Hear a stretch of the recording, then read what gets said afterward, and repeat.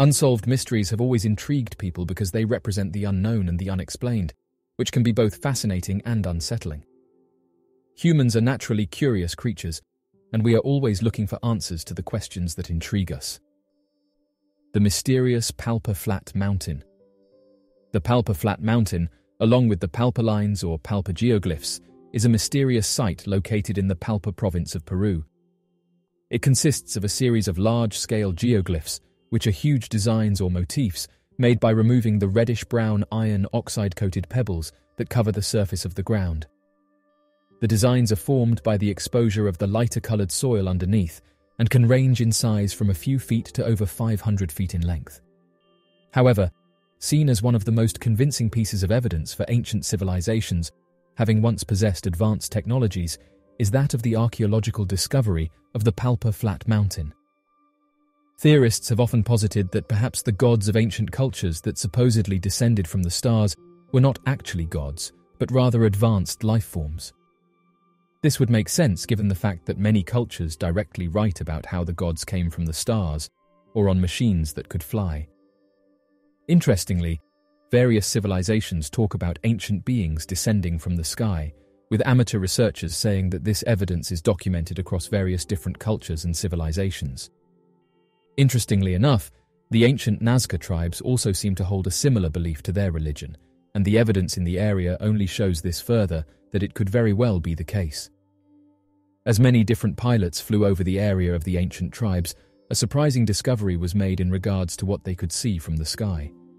Lines drawn out in the desert were made visible from the sky that appeared to be created over many miles of distance. In fact, the lines were detailed images and navigation trails that would have helped possible aircraft find areas to land and travel to. This was made only more interesting as located nearby these large creations is that of the Palpa Flat Mountain. Located on the Palpa Flat Mountain is a completely flat mountainside, as if flattened down by vast ancient technologies. This is made more peculiar as it seems to be the only flat mountain in the region, with a top that looks artificial cut from its base. Located on this flat top are lines and creations that pilots have often mistaken for a landing strip for aircraft. This has led many of the ancient theorist communities to believe that perhaps the tribe helped their gods by creating these lines in the sand that were only visible from the skies. These lines could be used similar to that as modern-day concrete arrows used to point towards landing strips and other aviation important signals. This would be a plausible explanation as the lines on the ground are not visible and would not be able to be used religiously or for any other important purpose without the ability to see it from the sky. Interestingly enough, the lines seem to be very old and ancient and provide proof as to the tribe's advanced knowledge in geometry in order to create massive images in the sand that they could never see themselves. Additionally, these pieces appear to be images of things the tribes held with utmost importance, such as that of different kinds of animal life and strange symbols that are nearly impossible to understand. The Palpa geoglyphs are thought to have been created by the Paracas and Nazca cultures, who lived in the region between 500 BCE and 500 CE. The designs depict various animals, including birds, monkeys, spiders, and lizards, as well as geometric shapes and human-like figures. Some of the designs are so large that they can only be seen from the air, which has led to much speculation about their purpose and origin. One of the most intriguing aspects of the Palpa geoglyphs is their alignment with the celestial bodies. Many of the designs are oriented towards the sun, moon, and stars, suggesting that they may have been used for astronomical purposes. Some researchers have even proposed that the designs represent a giant star map that was used for navigation or as a calendar. Despite their apparent significance, the Palpa geoglyphs have received relatively little attention compared to their more famous neighbours, the Nazca Lines. This is partly due to their location in a more remote and difficult-to-access area, as well as their smaller size and less impressive appearance from ground level. Nonetheless, the Palpa geoglyphs remain a fascinating and mysterious site that continues to intrigue archaeologists, historians, and enthusiasts alike. The heat ray used by Archimedes. The heat ray is a legendary weapon said to have been invented by the ancient Greek mathematician and inventor Archimedes. According to the legend, The heat ray was used by Archimedes to defend the city of Syracuse against the Roman fleet in 212 BC. The heat ray was said to work by using mirrors or lenses to focus sunlight onto the Roman ships, causing them to catch fire. While there is no archaeological evidence to support the existence of the heat ray, there are some historical accounts that describe its use. One account, written by the Roman historian Lucian, describes how Archimedes used a device which he had prepared against the whole Roman fleet to set fire to the ships. Another account, written by the Roman general Marcellinus, describes how the Roman fleet was caught on fire at a distance by the concentrated burning rays and sank. While the heat ray is often dismissed as a myth or legend, some scientists and historians have attempted to recreate the weapon to see if it could have actually worked. One experiment, conducted by the Massachusetts Institute of Technology in 2005, used mirrors to focus sunlight onto a small wooden boat, which caught fire in just a few minutes. On the hit television show known as Mythbusters, the hosts of the show, known as Adam and Jamie, began the episode with a request on recreating the mythical heat ray that had been used by Archimedes to fight back an entire military during his day. According to the legend, Archimedes was at the shores of a massive siege between his own people and a number of Roman warships during the siege of Syracuse. Made entirely aware that his people were both outnumbered and outmatched, Archimedes began constructing what was referred to as a burning glass that would be able to burn the Roman warships and protect his people. A number of the legends and different variations exist that claim he used one large mirror to reflect the direct sunlight, whereas others claim he used the shields of 70 soldiers to redirect the light at the warships to catch them on fire. This legend has often been challenged by a number of researchers from around the world, claiming that such a story is completely fabricated and that the physics of the encounter don't seem to add up. This led to the Mythbusters attempting to recreate the event, only to find that they were completely unable to ignite a model ship at all with the use of reflective shields. But note that this experiment has been successfully recreated by other researchers. Some also note that throughout history there's been various accounts of strange devices that have been used throughout battle, with even the ancient Greeks going on to note that they once had a device that could light up enemies. Overall, the heat ray remains a fascinating and mysterious piece of ancient history, and its true existence and capabilities continue to be debated and studied by scholars and scientists today. The Viking Sunstone. The Viking Sunstone, also known as the sun compass or solar compass, is an ancient navigational tool used by the Vikings during their long voyages across the seas. The sunstone is believed to have been used by Viking navigators to determine the position of the sun even on cloudy days, when the sun was not visible. The sunstone is a type of crystal, most likely a type of calcite or cordierite, which has the unique ability to polarize light. When light passes through the crystal, it is split into two rays, each of which vibrates in a different plane.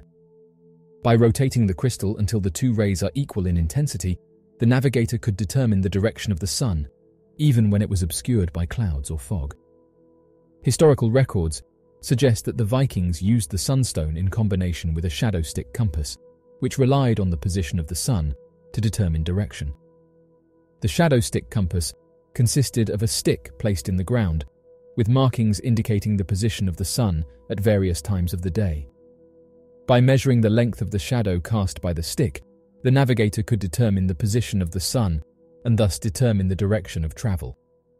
While the exact use of the sunstone by the Vikings is still a subject of debate among archaeologists, recent studies have suggested that the sunstone was a highly accurate and effective navigational tool.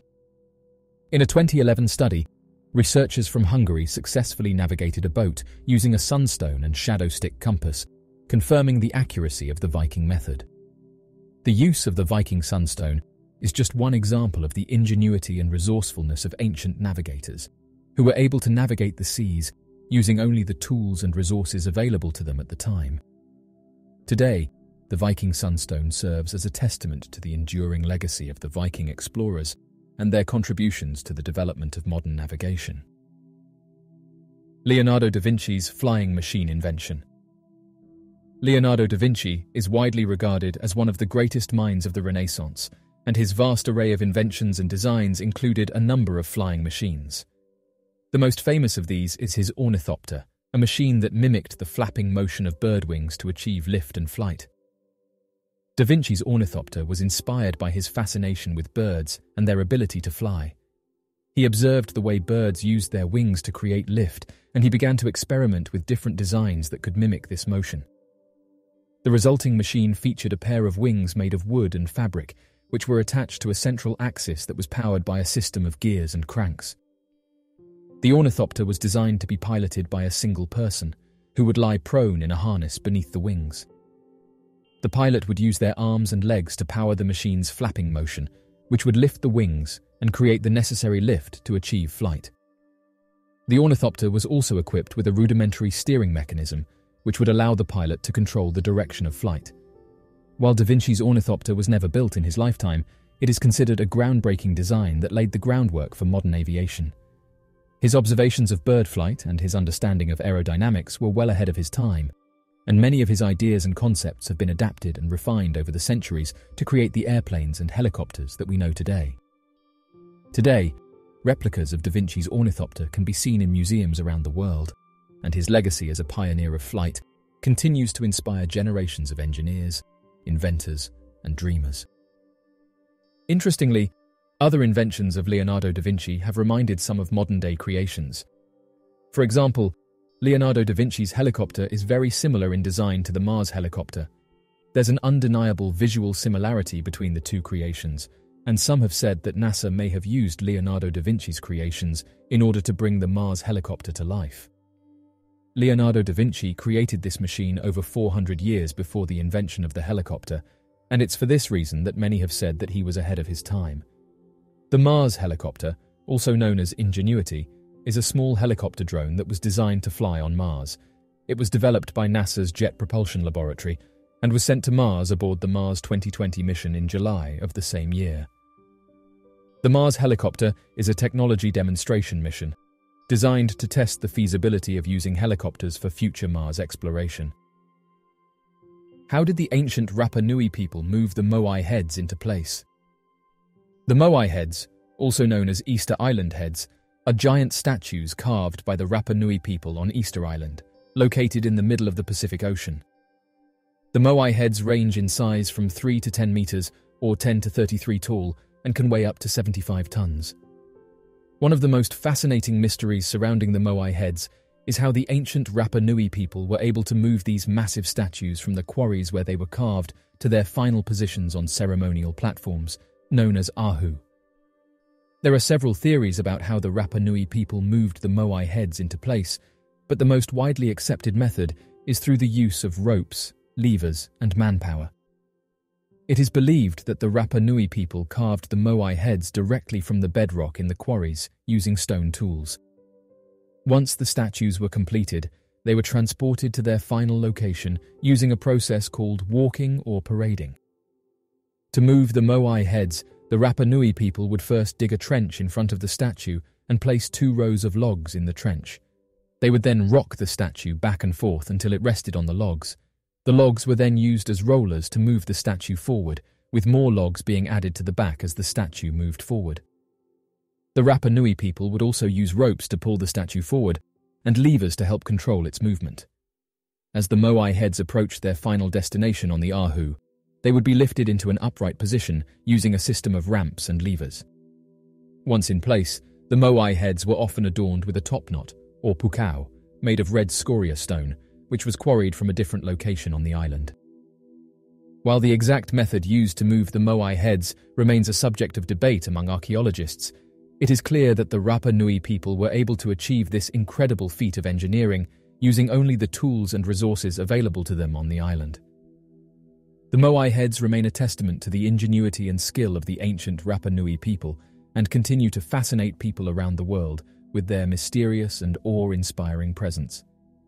The Moai statues of Easter Island are known for their enigmatic and imposing presence, but many people are unaware of the intricate carvings on their backs, known as petroglyphs.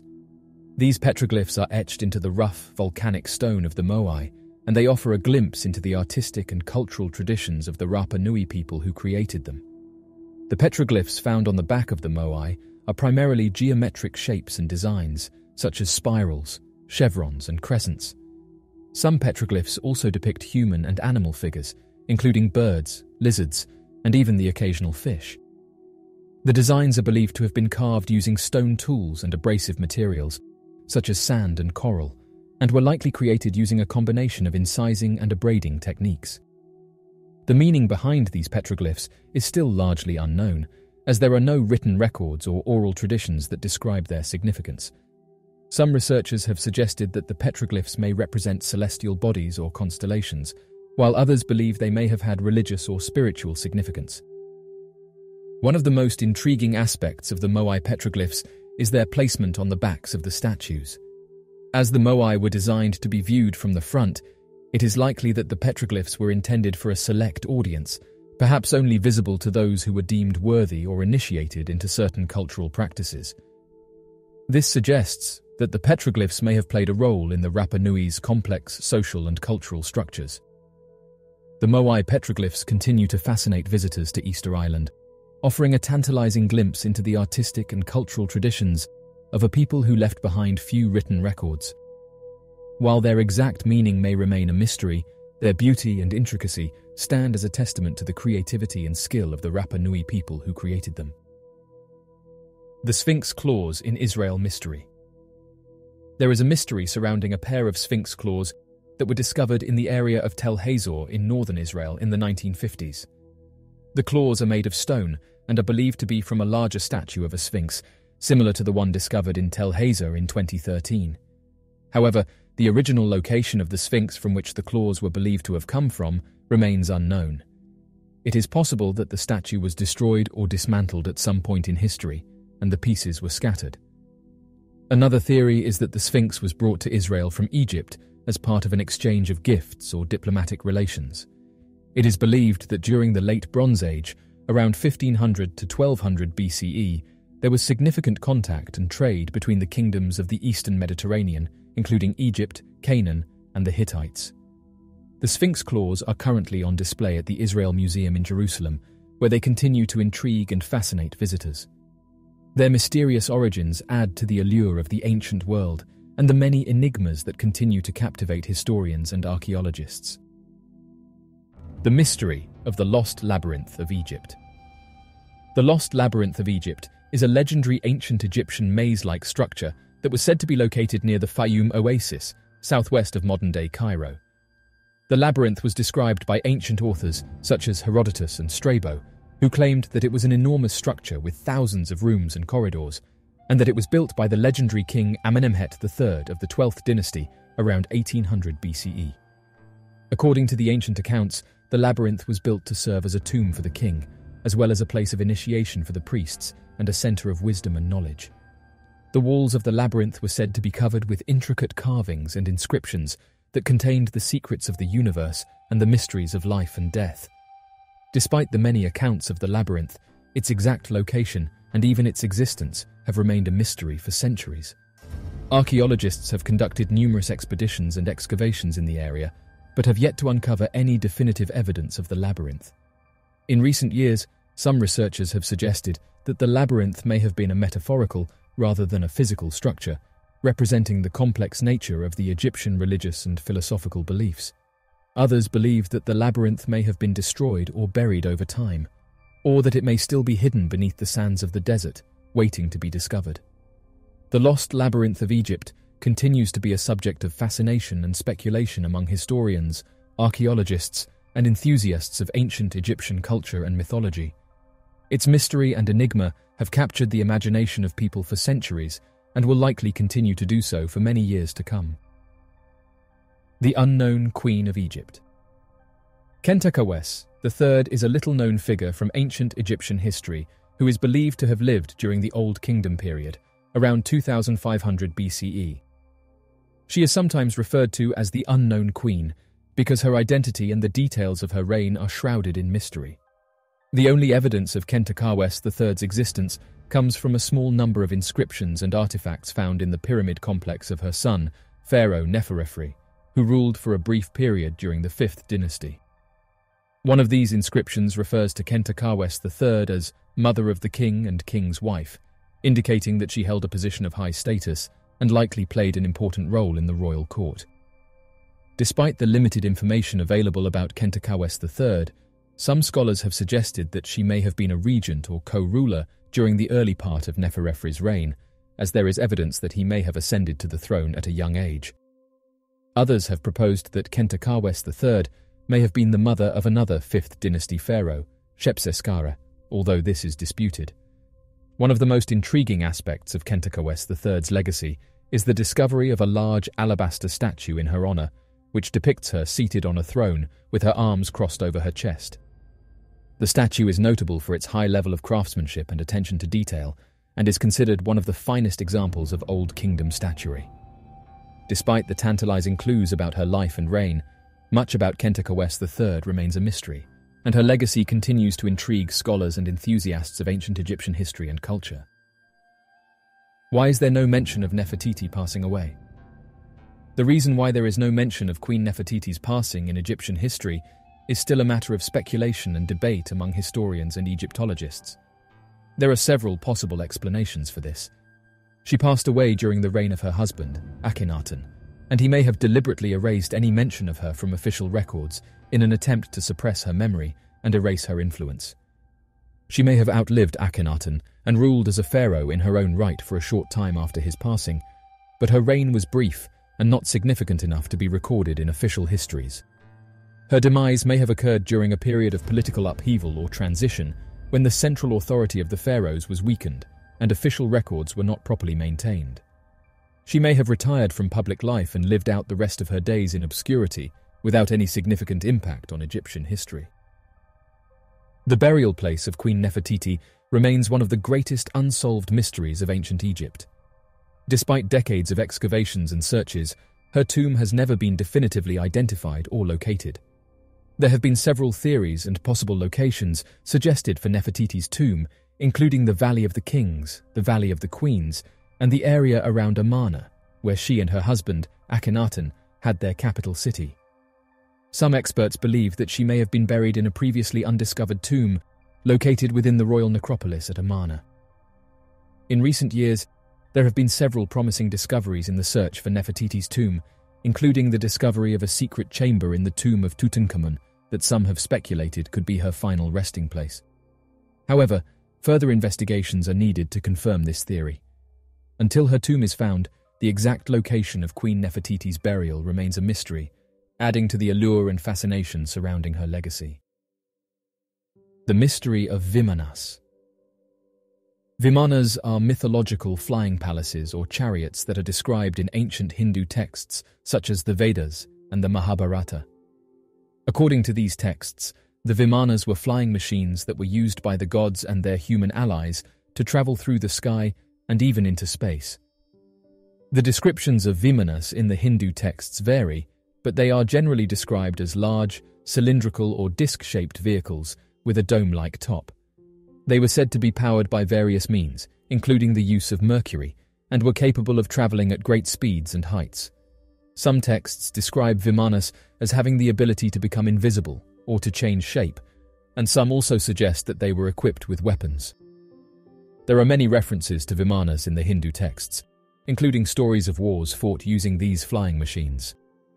The Mahabharata, for example, describes a battle in which the hero Arjuna rides a Vimana to fight his enemies in the sky.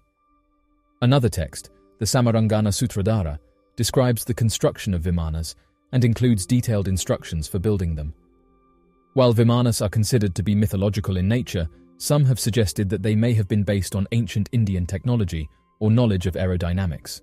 However, there is no concrete evidence to support these claims, and the Vimanas remain a fascinating and mysterious aspect of Hindu mythology. Leonardo da Vinci's robot. Leonardo da Vinci was not only a talented painter, but also a prolific inventor and engineer. One of his most famous creations is a humanoid robot, known as the Robot Knight, or Mechanical Knight. The Robot Knight was designed to be able to move and perform basic actions, such as standing up, sitting down, and moving its arms and legs. It was also designed to be able to move its head and jaw, and to be able to open and close its mouth. The robot was powered by a series of cables and pulleys, which were connected to a system of weights and counterweights. As the weights were moved, the cables would pull on the robot's limbs, causing it to move. One of the most remarkable features of the robot knight was its ability to move its fingers independently.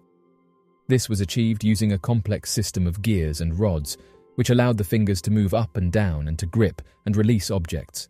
While the robot knight was never actually built during Leonardo's lifetime, it is believed that he created detailed plans and sketches for the machine, which were later discovered among his notes and drawings.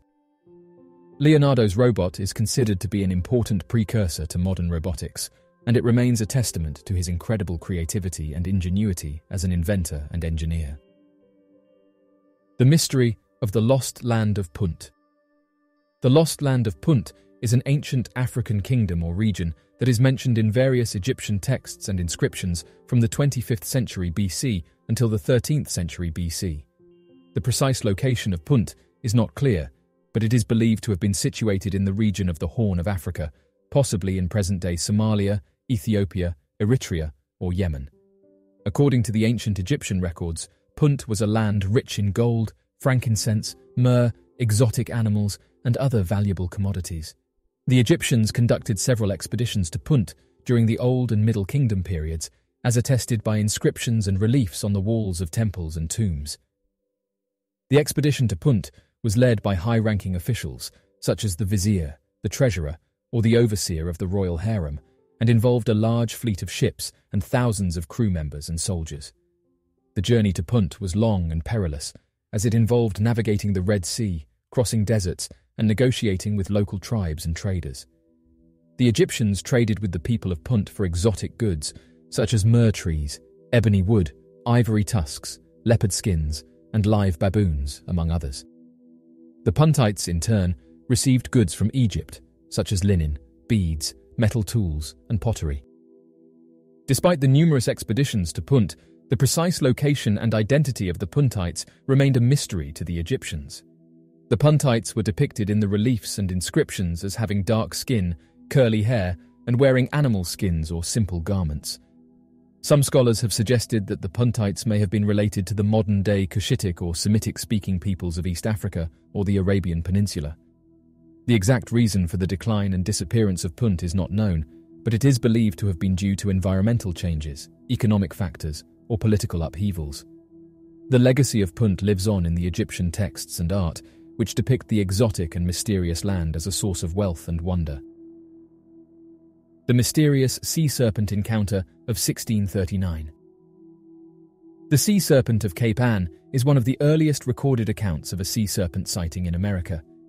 In August 1639, a fishing vessel near Cape Ann, Massachusetts, reported an encounter with a strange and frightening sea creature. According to the account, the serpent was about 40 feet long and had a head like a horse, with great eyes. It also had a tapering tail and rough, scaly skin. The serpent attacked the fishing boat, wrapping its powerful body around the hull and attempting to capsize the vessel. The fishermen fought back with oars and poles, eventually driving the creature away.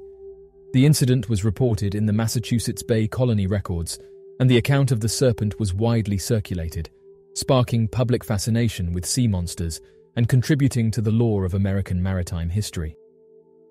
While there have been many other reported sightings of sea serpents throughout history, the account of the Cape Ann sea serpent is notable for its early date and the fact that it was recorded in official colonial records. Some have speculated that the creature may have been a giant oarfish, a rare deep-sea fish that can grow up to 36 feet long and is known to occasionally swim near the surface. The mystery of Todd Hoflander. Considered to be one of the most bizarre disappearances of recent years, the vanishing of a 39-year-old experienced outdoorsman by the name of Todd Hoflander from the Seven Devils area of Idaho has become a popular case amongst missing 411 investigators. According to the events surrounding the case, it would be on the 27th of September, back in 2010, that Todd Hoflander would go out for a short 4-day hiking trip with a good friend of his, when he would suddenly be reported missing less than a few hours into the trip. The area where Todd Hoflander and his hiking partner would journey to was known as the Seven Devils area of Idaho, a wide-open location difficult for someone to have gone missing in. The region possessed little to no vegetation and was located high in elevation, making it easy for airplanes or helicopters to spot missing hikers. Additionally, the spot where Todd and his hiking partner were walking had a lot of exposed rock and dirt, making it much easier for their brightly coloured clothes to be seen from the air. As can be expected, it would come as a terrible surprise to everyone involved when Todd Hofflander would not only suddenly go missing in a short span of time, but would never be recovered, even after weeks of searching. According to Todd's hiking partner, the two men started their trip up the mountain following paved hiking trails that stretched up to the highest summit of the area. Joining the two men was also Todd's black Labrador, Ruby, who seemed playful and excited to be on the hiking trip. After hiking for several hours, Todd would complain to his hiking partner that his knee had become incredibly sore. Although it was never explained if Todd's sore knee was caused by the hike itself or was due to an old injury or disability, the hiking partner would later tell investigators that it would be due to Todd's bad knee that Todd would decide to return back downhill and meet back up with his friend at a later time at the base of the river, where the two men had decided to make camp earlier in the day. The hiking partner would also tell investigators that he didn't believe that the sore knee was a serious issue, as there had been countless times when Todd Hofflander had made comments about his knees when hiking in the past, and were often nothing more than a stiffness or general discomfort. After spending several more hours at the peak of the Seven Devils Mountain, Todd's hiking partner would slowly make his way back down the mountain shortly before the sun had set. As he approached the river where the two men had promised to later meet up and establish a primitive campsite, the hiking partner quickly realized that Todd was nowhere to be found in the area. Although the hiking partner would later tell investigators that splitting up during their hiking trips was common for the two men, he would have a terrible feeling that something was far out of the ordinary, and so would quickly contact local United States Forest Services and the local county sheriff's department to conduct a missing persons search for Todd Hofflander by late evening. Several dozen volunteers from the sheriff's department and agents from the United States Forest Service would spend the night combing the area for Todd Hofflander, alongside close friends and family members, yet no sign of the missing 39-year-old man or his dog Ruby were ever discovered. The use of emergency aircraft would also prove to be of little help, as no sign of Todd Hofflander was reported from the skies, even with the use of advanced thermal imaging technology and night vision cameras to scan the area for any signs of body heat. It was almost as if Todd Hofflander had completely vanished from the entire region. Search and rescue volunteers would also grow increasingly concerned due to the plummeting temperatures of the mountain and the high elevation, making it difficult for even a well-insulated individual to have stayed warm through the night. It would be on the second day of Todd's disappearance that investigators would get a witness report from a passing hiker who claimed to have seen Todd Hofflander while he had been resting at the McCaffrey cow camp, located at the halfway point between the mountain's summit and the base of the river where Todd and his hiking partner had planned to meet. According to the hiker, Todd had passed through McCaffrey cow camp and stayed there to rest a while before continuing on his journey. Using the McCaffrey cow camp as Todd's last known location, search and rescue teams would radiate outward from the spot in organized grid-like search patterns in the hopes of locating Todd or any of his belongings. Oddly enough, after another 2 weeks of searching, investigators and search and rescue volunteers were unable to find any sign of Todd, Ruby, or any of his belongings. After a total of 15 days of trying to locate the missing 39-year-old, investigators would call off the search for Todd, believing that he must have completely left the area and was most likely no longer within the national park. Several theories would soon be claimed by investigators, including the possibility that Todd had decided to purposefully abandon his family to start a new life, as he left behind 2 children and his wife. Another widely accepted possibility is believed that Todd may have been attacked by a large animal, as bears are commonly found in the state and could have been responsible for his disappearance. However, even if that was the case, Todd's belongings should have been located within the area, yet despite searching for several square miles from where Todd had last been seen, there was little to no evidence of animal attacks or locating any of Todd's items. News surrounding the missing pair would not come forward until another 3 days had passed from the termination of search efforts.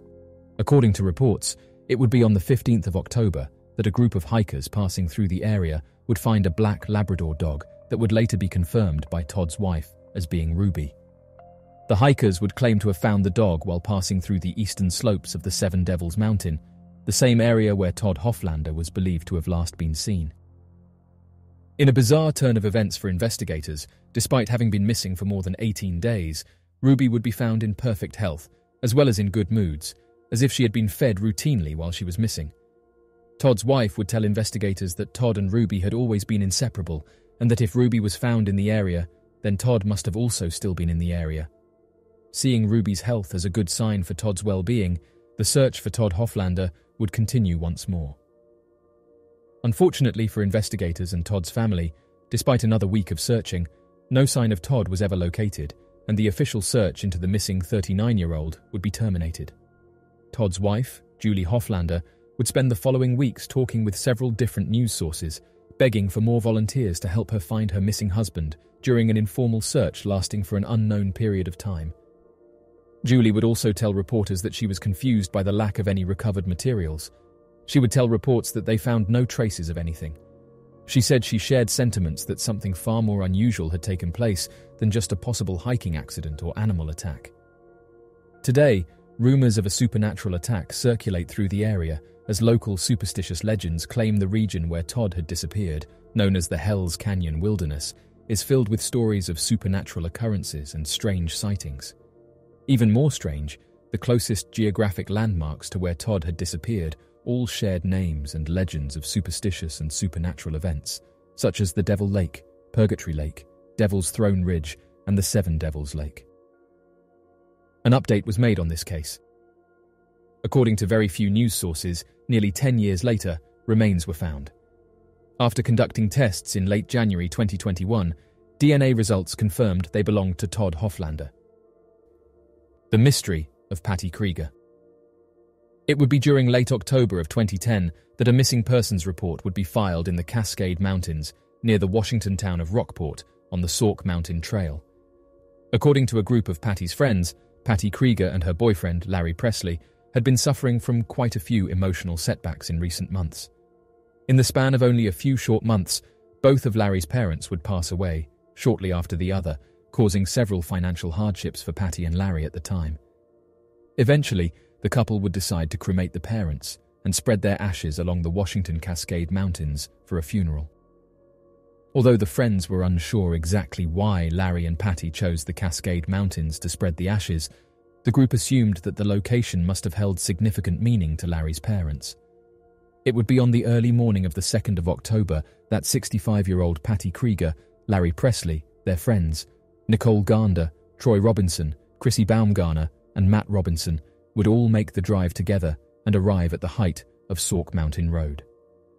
The road is a small winding trail that brings drivers up to an elevation of around 4,400 feet, roughly only 1,000 feet shy of the Sauk Mountain summit elevation, which rests at around 5,500 feet.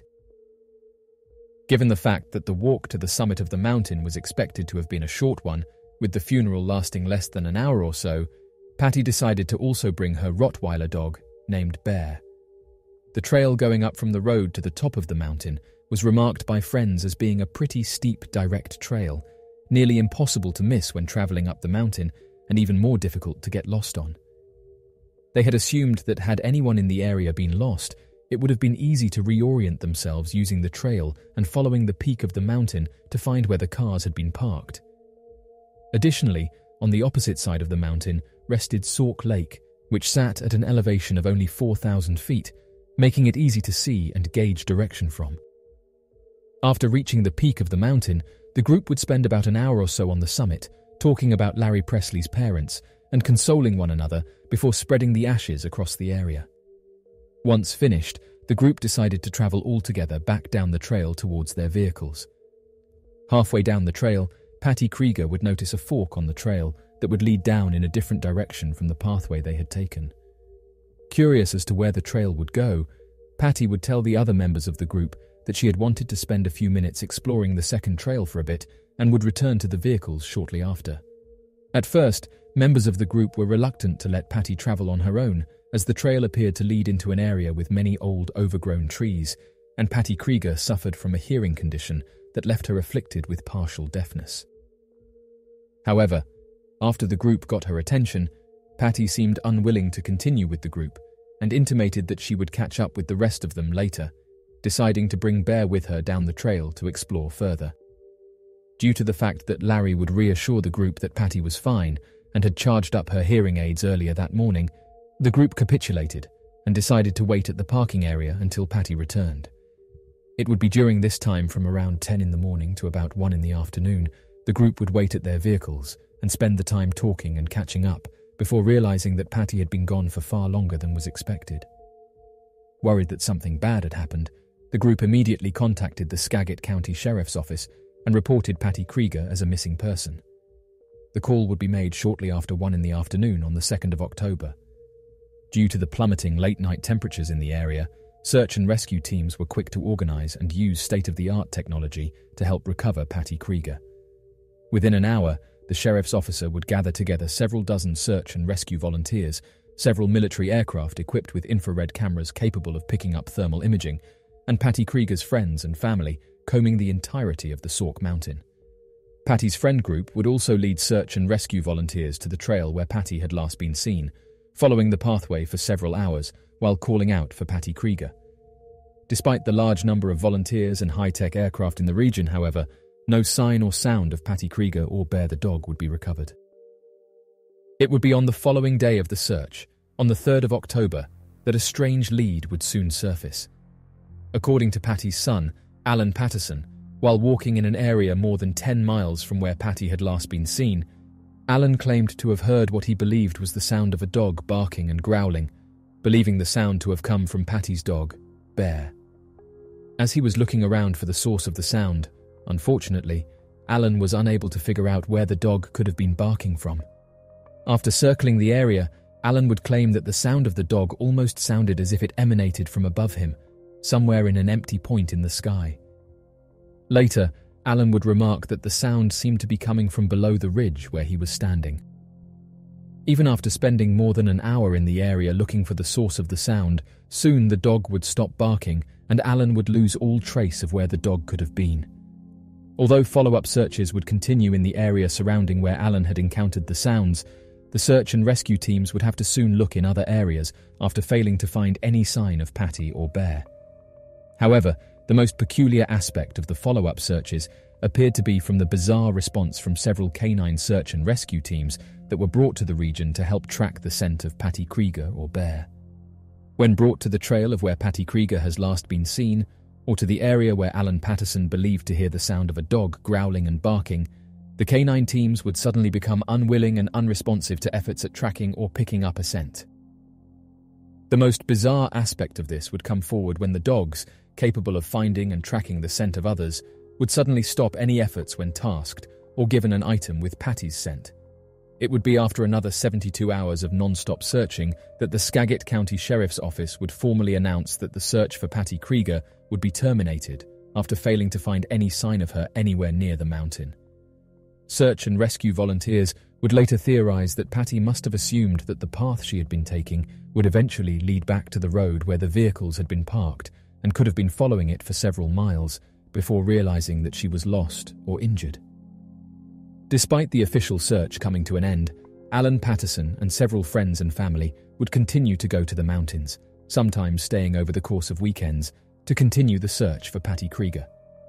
Unfortunately, even after another 3 weeks of these private search efforts, nothing notable would surface surrounding Patty's disappearance.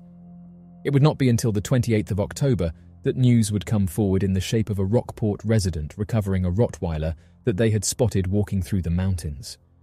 The dog was originally described as having been incredibly malnourished and underweight, but seemed strong enough to have been wandering through the area looking for food. Immediately, the resident would take the dog to a local veterinarian, where it would be discovered that the dog was, in fact, Patty Krieger's dog, Bear. After being put on a special diet to get his energy back, Bear would make a full recovery.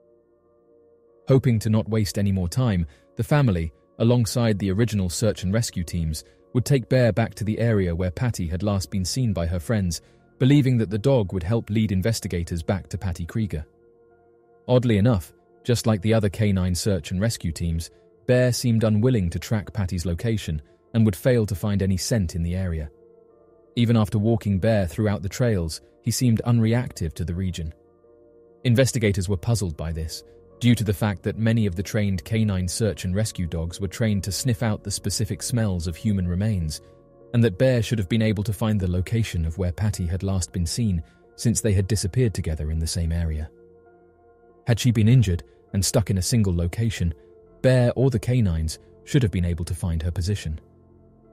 Despite the lack of help in searching, the recovery of Patty's dog left investigators extremely hopeful that Patty's remains were still left somewhere in the park. They would argue that it seemed highly unlikely that Bear would be able to survive for 26 days without any food or fresh water, so it was highly likely that Bear was able to find a safe place to eat and drink over the course of the last 26 days. Even more surprising, investigators were curious as to how none of them had come across the dog throughout their search, believing that it could have been possible that Patty and the dog were in an area making it difficult for them to hear any passerbyers or overhead aircraft. If that was the case, they believed that it could have been possible that Patty had been taking cover in an enclosed area, like a cave or ravine, and search efforts had failed to find her close by. Additionally, it seemed likely that Alan had actually heard the barking and growling of Bear where he claimed to have encountered it, as Bear was later discovered in an area close by. Still, there were way too many factors that made it difficult to know for a fact if Patty and Bear had disappeared together or if something far more sinister had taken place. It seemed unlikely that Patty would have travelled so far away from the trail where Bear was later recovered. After several more weeks of searching, all efforts at locating Patty Krieger would come to a complete standstill after no further sign of her would be made. To this day, Patty's son, Alan Patterson, will occasionally visit the site of where his mother had last been seen, and still hopes that any sign of her will be recovered.